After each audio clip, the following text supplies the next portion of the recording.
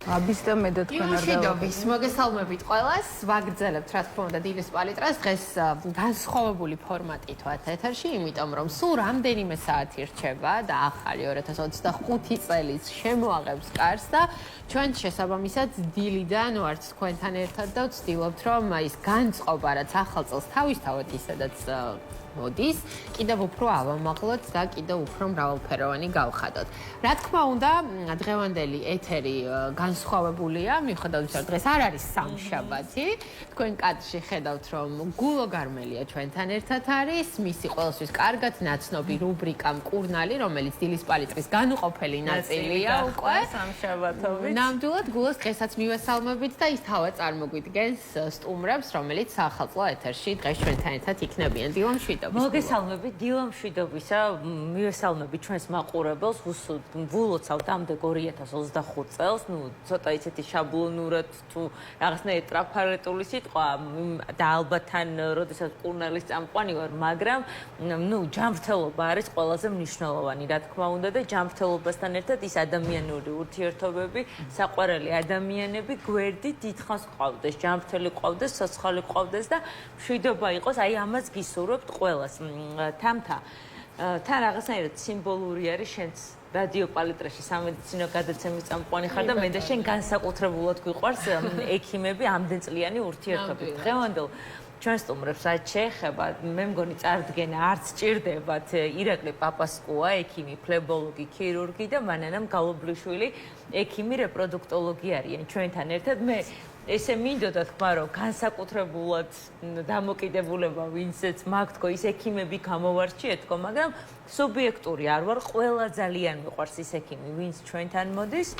უბრალოდ რაღაცნაირად ისიც რა არის ის რომ აქტიური ექიმები არიან ჩვენი ვინც ჩვენთან მოდიან სტუმრად. გარდა ამისა ქალბატონი მანანა და ბატონი ირაკლი ძალიან აქტიურები არიან სოციალურ ქსელშიც და აი განსხვავდებიან აქტიურობით სხვა ესე თქვა ექიმებისგანაც და აქტიურები არიან იმ მხრივ რომ ძალიან ბევრი პაციენტი ამ სოციალური ქსელითაც ეკონტაქტება, მათ ძალიან ბევრ საინტერესო რჩევებს იძლევიან, იგივე TikTok-ი იქნება, იგივე Instagram-ი იქნება და რაღაცნაირად სამედიცინო თემას არ შევეხებით, ზოგადად საინტერესოა როგორ შეაფასებენ წლევანდელ წელს ისინი და მოდით ბატონო ირაკლი დავუთმოთ ხო ქალბატონ მანანას, ქალბატონი არის და ქალბატონო მანანა აი სოციალური ქსელი ვახსენე და რა თქმა უნდა ისედაც ძალიან ბევრი პაციენტები კლინიკაში და ეს მეც ვიცი და ყველა მიცის როგორი აქტიური ექიმი ბრძანდებით და პროფესიონალი და გარდა ამისა ძალიან აქტიური ხართ სოციალურ ქსელში, აქტიური ხართ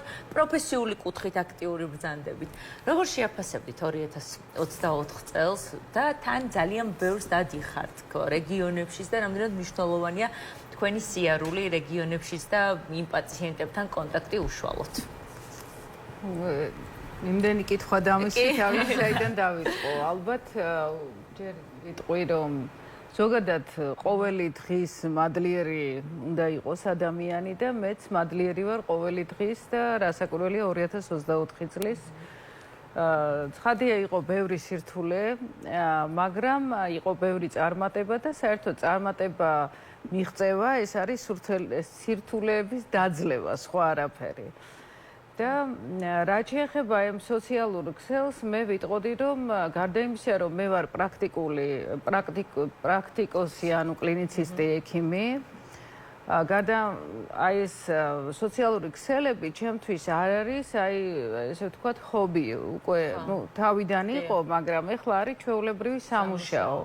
თუმცა ძალიან ბევრ დროს მოითხოვს და ის ერთწუთიანი ვიდეოს კი რომ ჩაწერო, იმდენი ეს ენერგია ჭირდება და იმდენი მომზადება და თითქოს მარტივ თემას ამბობ, ხო, მაგრამ რაც უკვე ვიცი, ხო, 25 წელია თითქმის მუშაობ პრაქტიკოს ექიმად, მაგრამ იმდენად ვითარდება მედიცინა ყოველდღიურად, რომ ნებისმიერი თემის მომზადებისას მიწევს ძალიან ბევრი კითხვა, რომ გადავიკითხო კიდევ ერთხელ რამე ხო არ არის, რაღაც სხვანაირად სხვა კუთხით ხო არ ვთქვა და სხვა შორის ეს მეხმარება იმაში, რომ განვითარდე როგორც ექიმი. ანუ ეს ლიტერატურა, აი მინდა არ მინდა, მაინც უნდა წავიკითხო, რომ ეს იყოს სწორი ინფორმაცია მივაწოდო მაყურებელს. და რაღაც სოციალურ ქსელებში გადავედი და აქვე ვიტყვი, რომ Facebook-ი, მაგალითად, მე სოციალურ ქსელებში დიდი ხანია, ესე ვთქვათ, აქტიური ვარ.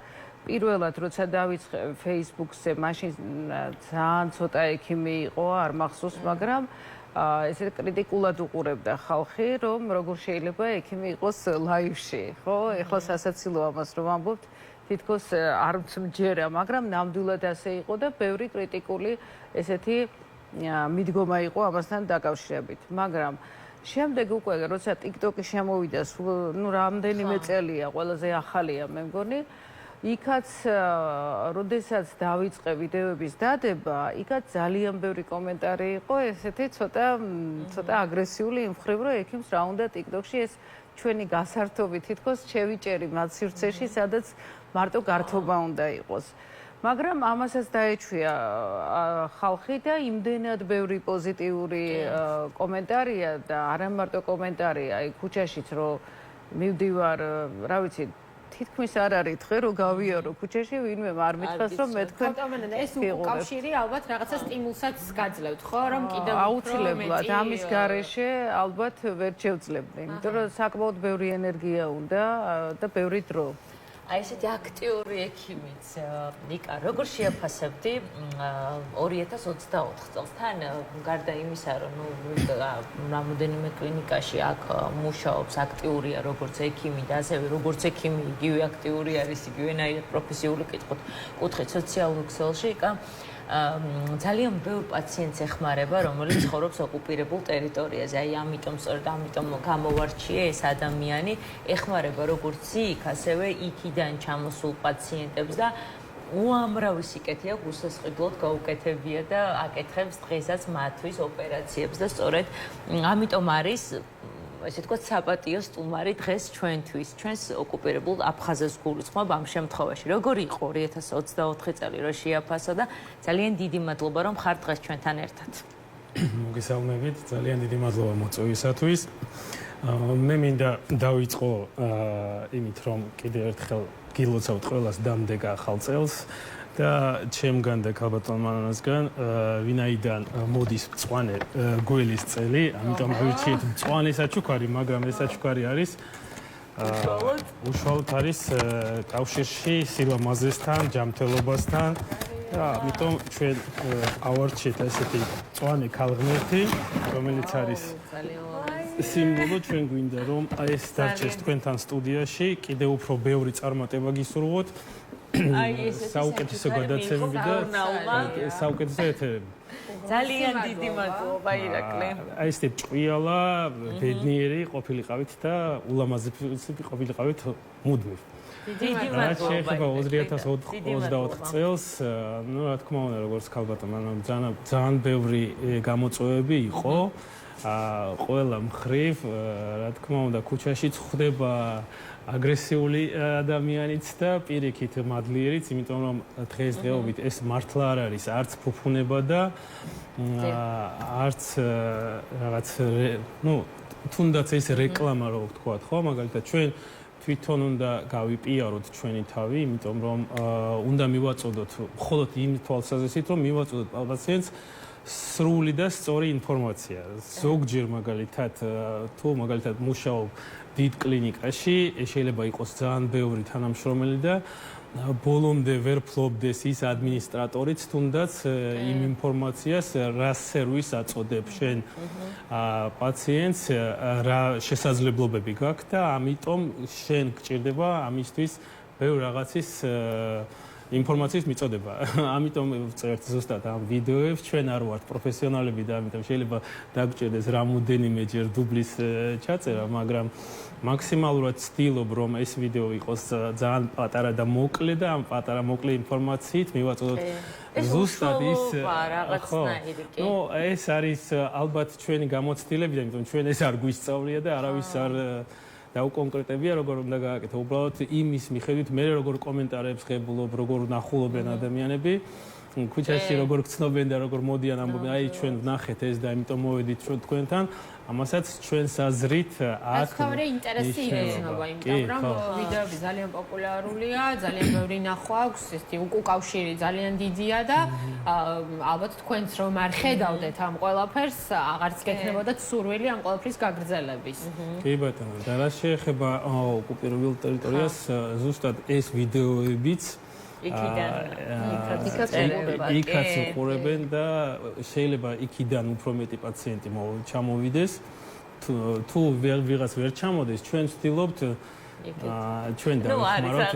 ხო, საკითხები რაზეც ესე ვერ ვისაუბრებ დეტალებზე და მესმის შენი, რაც ვახსენე მე ეს რეალობა, მაგრამ უფრო სიღრმეებში შესვლა შემთხვევაში არ შეიძლება. ყველა ვარიანტი ჩვენ უნდა დავიხმაროთ ყველას და მაქსიმალურად უნდა ვცდილობდეთ, რომ პოზიტივის და სილამაზის გარდა ჯანმრთელობაც და ხანძლივი ბედნიერი სიცოცხლე ვაჩუქოთ ადამიანებს. კი ბატონო, ეხლა საინტერესოა რა გეგმები გაქვთ ზოგადად 2025 წელს, აი რა დაგანახათ როგორც პროფესიული თვალსაზრისით 2024 წელს, აი მე თავდაპირველად ქალბატონ მანასაც დავუსვი კითხვა, რომ იმდეს რეგიონში ხო ძალიან ბევრ ადგილას სხვა, თბილისის გარდა ქალაქებში დადიხართ იქ ატარებთ კონსულტაციებს და რამდენად აპირებთ, რომ ეს გააგრძელოთ 2025 წელს, ასევე ირაკლი ზუსტად იგივე კითხვა მაქვს თქვენთანაც და ზოგადად ხო, ეს ყველაფერი გამოიწვია თუ არა ესეთმა გასვლითი კონსულტაციებით თვითონ აი ამ სოციალურ ქსელში ბევრმა გამოხმაურებამ და პაციენტებმაც. მომართვიანებს რაც შეეხება ბათუმი, ქუთაისი და ზუგდიდი, სამი ქალაქია, სადაც მე წლებია დავდივარ და სოციალურ ქსელთან რასაკვირველია, იქიდან ბევრი მოდის ადამიანი, მაგრამ მე მგონი მანამდე აი ბევრი წელია 10 წელზე მეტია მე მგონი რაც დავდივარ და როგორც ირაკლი მახსენა არის ნამდვილად აი ზუგდიდში განსაკუთრებით როცა ჩავდივარ მოდიან გალიდან გადმოდიან სოხუმიდანაც აი ძალიან ბევრი იქედან ადამიანი გადმოდის და ვგრძნობ რამხელა პასუხისგებლობა, თან როცა დაიგეგმება ვერ რეკავენ, ხო უნდა ჩაეწერო და ვერ რეკავენ და წერენ სოციალურ ქსელებში დროს რომ დაუნიშნავ, მე რაღაცა რომ გადაიდოს, ყოველთვის ნერვიულობ, რომ ახლა ის ადამიანი ძლივს გადმოვა იმ საზღვარზე და მე იქ უნდა დავხვდე და როგორ შეიძლება რომ გადავიტანო და ამიტომ ეს დიდი პასუხისგებლობაა და მიხარია რომ ესეთნაირად ესენი მოდიან სოციალურ ქსელში მიყურებენ კი იქაც მიყურებენ აქტიურად. სხვა ახლა რაც შეეხება გეგმები მკითხეთ, ну გეგმები ახლა რასაკვირველია რასაც ვაკეთებ ისე უნდა განვავითარო ეს ხაზი.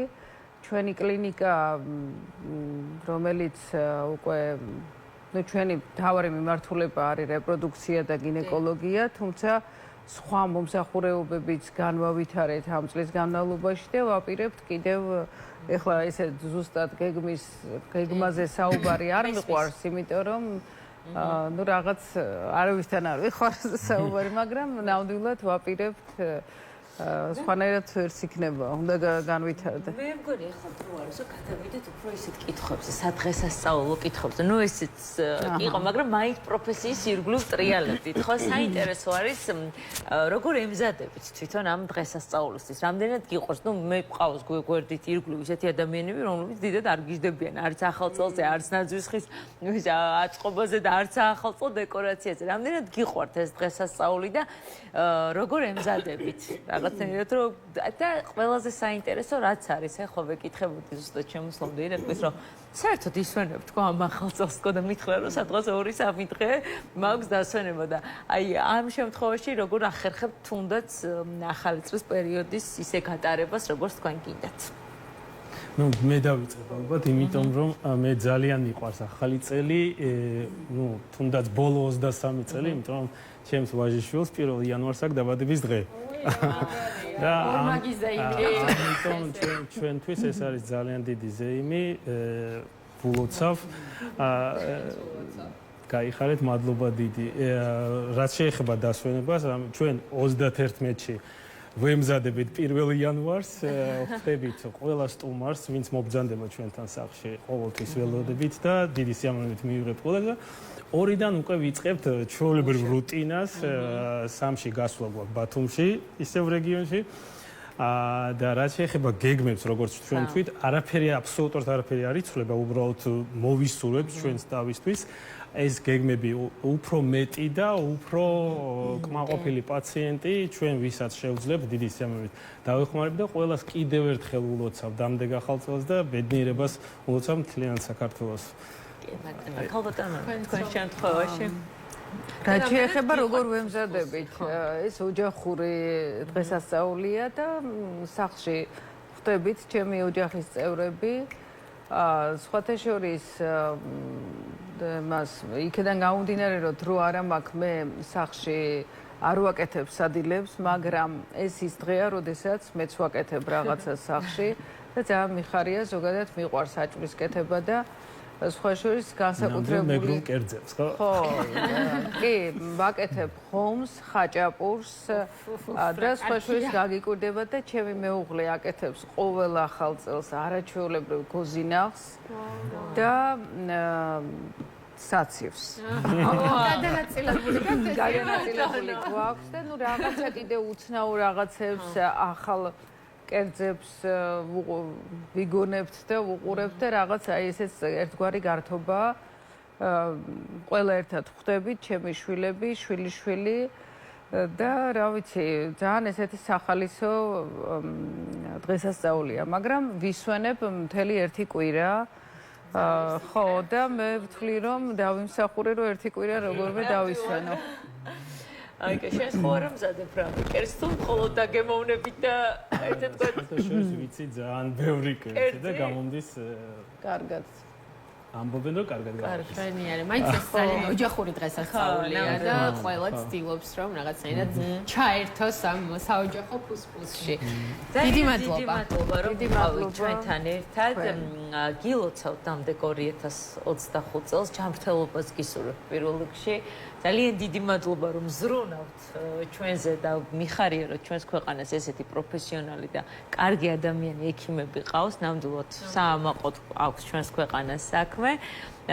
ირაკლი პაპასკოა და მანანა მგალობლიშვილი იყვნენ დღეს ჩვენთან ერთად. კურნალის 2024 წლის გადაცემა ამით დასრულებულია და გილოცავთ კიდევ ერთხელ. მადლობა თქვენ.